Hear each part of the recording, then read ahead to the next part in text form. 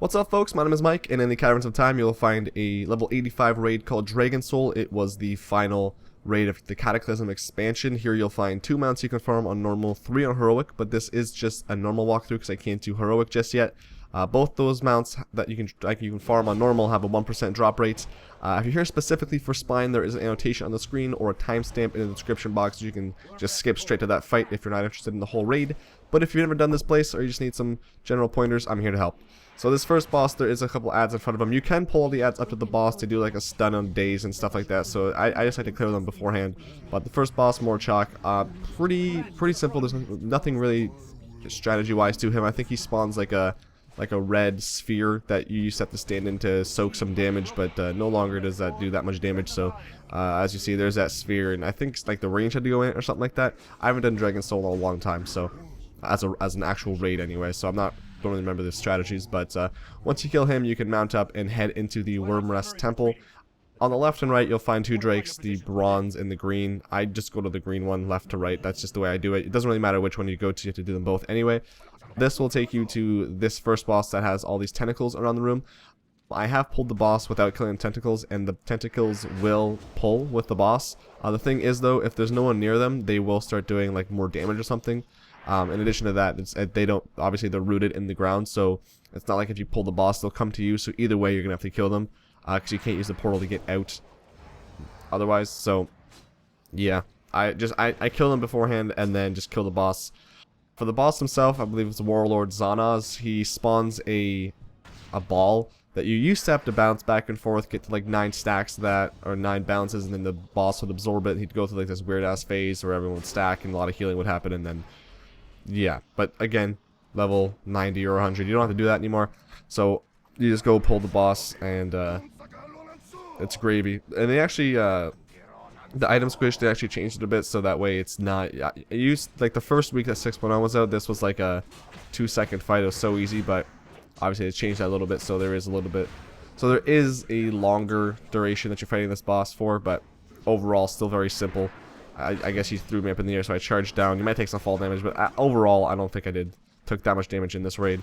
But once you kill him, you're going to go to the west side here for the portal. It'll take you back to the Wormrest base where you can take the other drake you did not take. In my case, it was the bronze drake. And now these drakes, once you click them, they fly themselves, so don't worry about flying anywhere.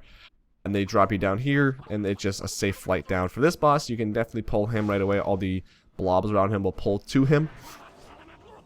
You might take a little bit of excessive damage, but just some quick AoE, and you're good to go. For this boss, it used to be the strat that halfway through or something like that, or every 33% or something like that. You'll see him do it soon. He's doing it now. He'll spawn 3 colored orbs or globs or whatever they're called, and you had to kill the one that would be the most detrimental to your raid. So it was like, I think black spawned extra ads, and here I forgot where the portal was. I think it's in the south. Yeah, somewhere south. There's like black spawns ads, like green does less healing or something like that. You have to kill one, basically. Don't have to do that anymore. Once you kill those 2, this red drake spawns, so you can take that and it'll take you right up to the top of the Wormrest base, not based. And then you just wait a second. These guys are going to do some RP for like 2 minutes, and then this other portal to the Eye of Eternity will spawn right there in front of you.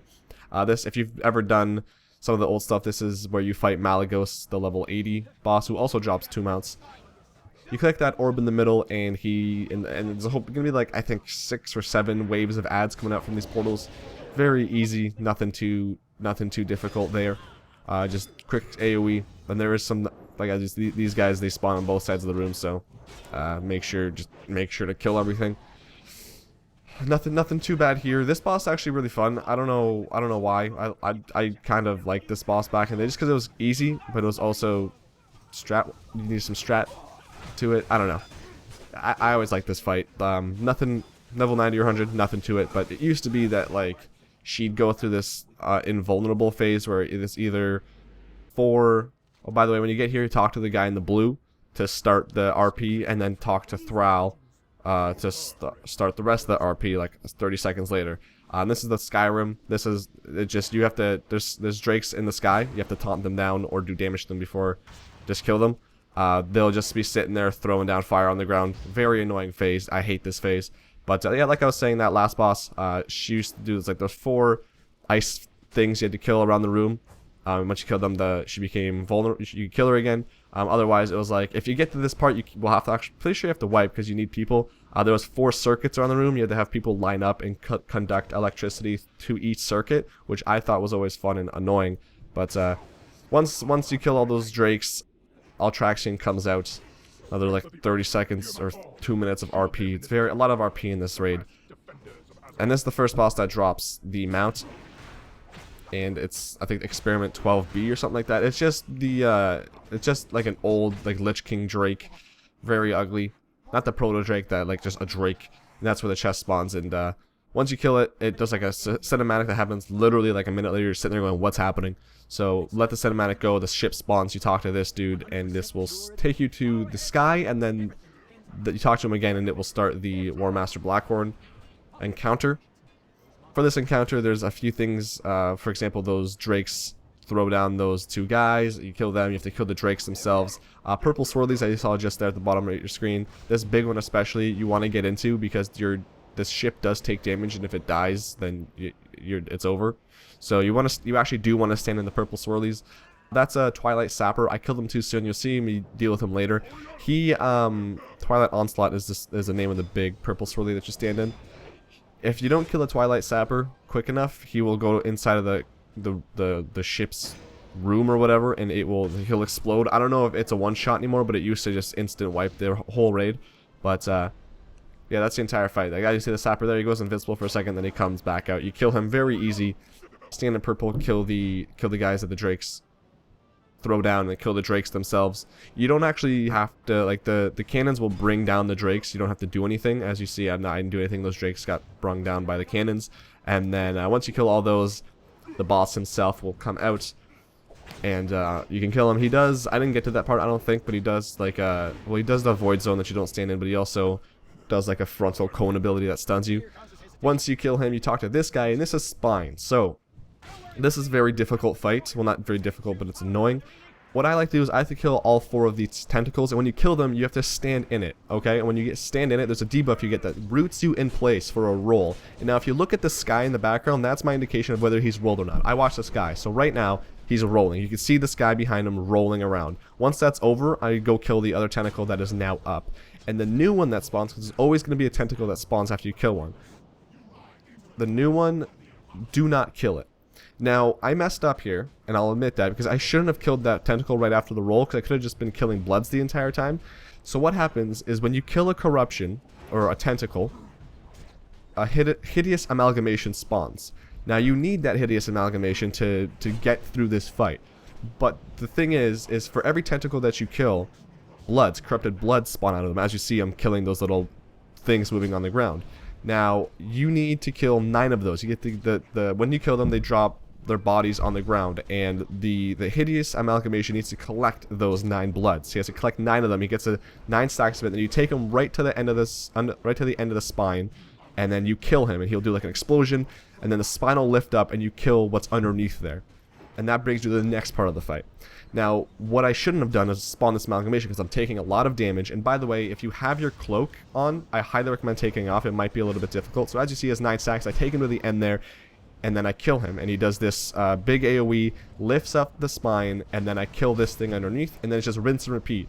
I kill the corruptions, and then I stand on it, make sure I'm rooted in place. I forget what the debuff is called, and then I wait for a roll. And what the roll does is it basically throws any of the amalgamations off. So it just kind of resets everything, and then you start over again. And so what you should be doing, and now this is what I would highly recommend, is do not kill the corruption until you have 9 bloods dead. So as you see, I'm just chilling out, killing the 9 bloods. And now the thing that makes this fight difficult is the fact that you have to walk back and forth. As you see on my screen, I've been doing that this entire fight.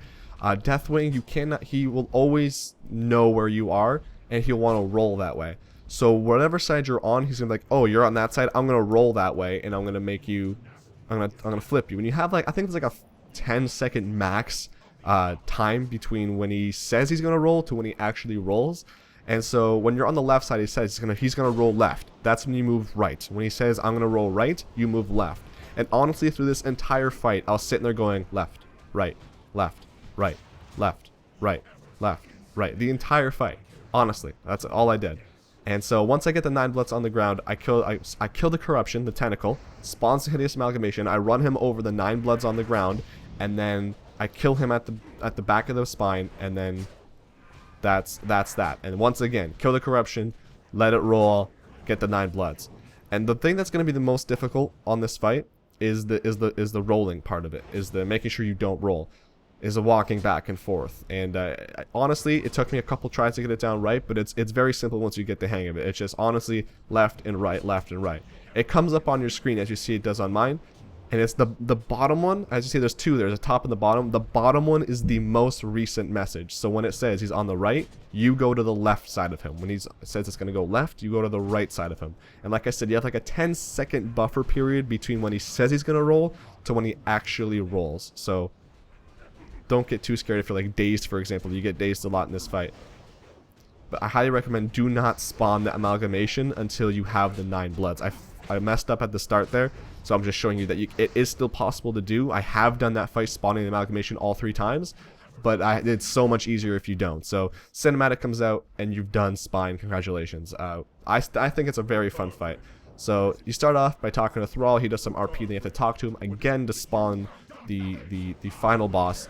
And now there's 4 platforms. It doesn't really matter which way you go. I just go the way I kind of have always gone. So I start off here and I make my way to the left, and then I make my way all the way back. There's 4 platforms, so make sure you kill on all 4.